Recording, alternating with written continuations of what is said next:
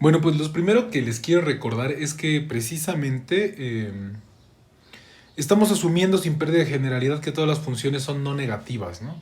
Y esto les recuerdo que es con base al teorema que probamos o que sabemos que toda función medible se puede escribir como la resta de dos medibles positivas. Entonces, por eso es que se hace esta generalidad y, por ejemplo, en el teorema de convergencia monótona que probamos, en el teorema anterior, ¿no? De que la integral abre sumas de funciones medibles. Ahí todo esto estamos asumiendo sin pérdida de generalidad por el argumento que ya di, que las funciones son no negativas. Entonces en el siguiente teorema también lo vamos a ocupar, ¿no? Entonces teorema. Muy bien. Y este teorema, bueno, pues así como probamos que habría para dos sumas, pues precisamente ahora vamos a probar que lo hace para una cantidad contable, ¿no? Es decir, finita o numerable. Muy bien. Entonces esto tendría que ser más o menos así, ¿no? Sea X sigma mu un espacio de medida y Fn una sucesión de funciones medibles, integrables y no negativas, ¿no? Por todo este rollo que dije antes de empezar a escribir el teorema. Entonces, se define, si se define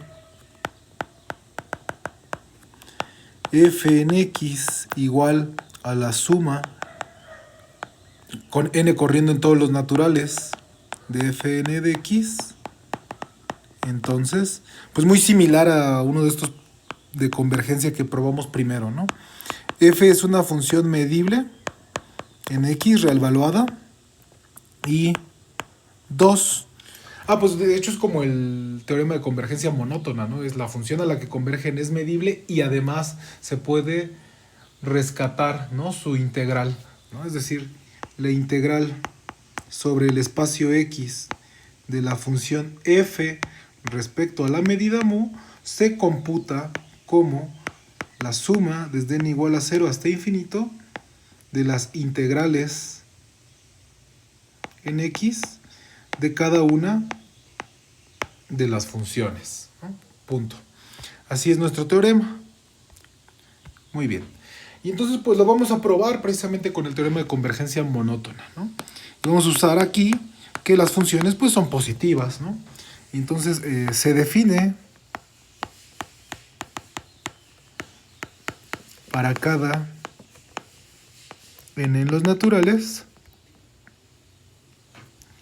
la función gn como la suma sobre i menor o igual que n de las primeras fi funciones, ¿no? O sea, el primer paso que hacemos es definir una nueva función, ¿no? Así, punto.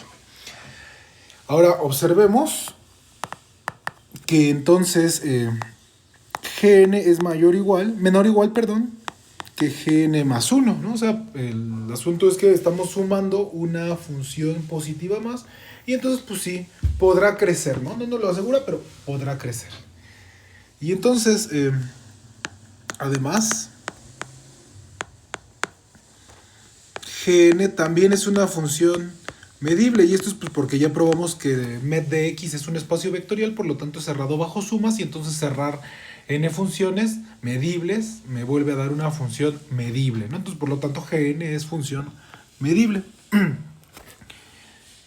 Ok, y entonces tenemos una sucesión monótona de funciones,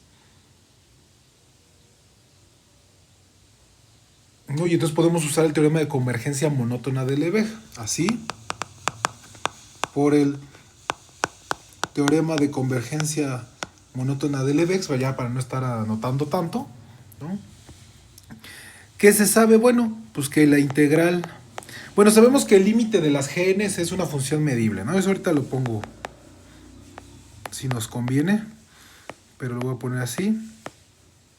Entonces, la integral de este límite se puede computar como el límite de las integrales, ¿no? Muy bien. Y entonces vamos a empezar a hacer la magia, ¿no? Observemos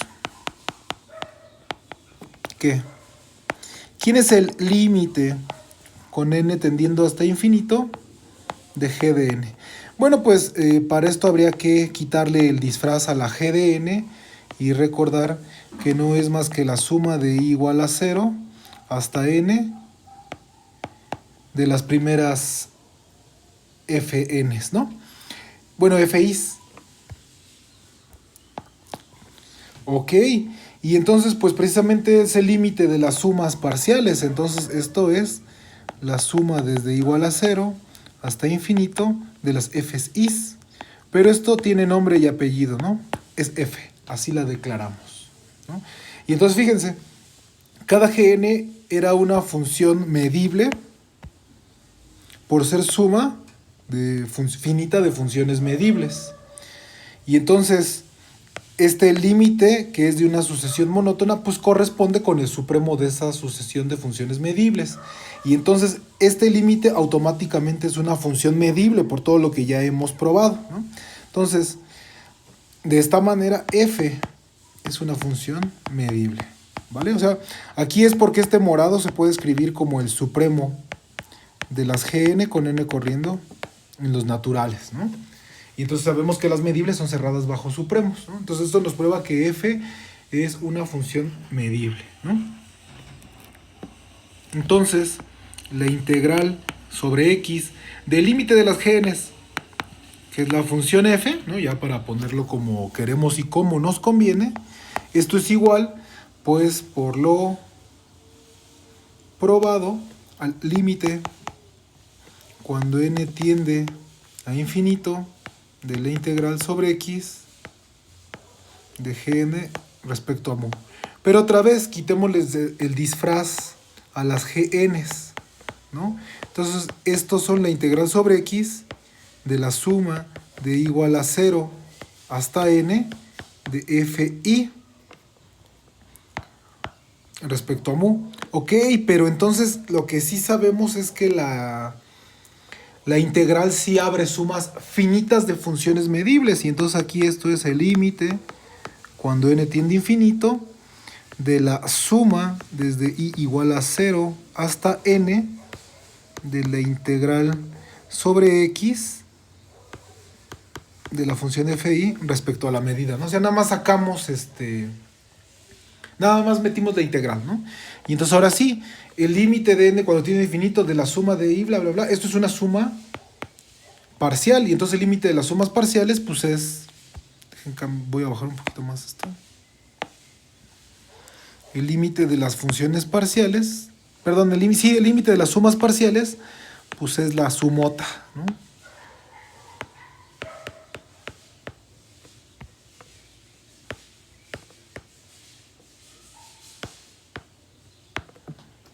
Muy bien.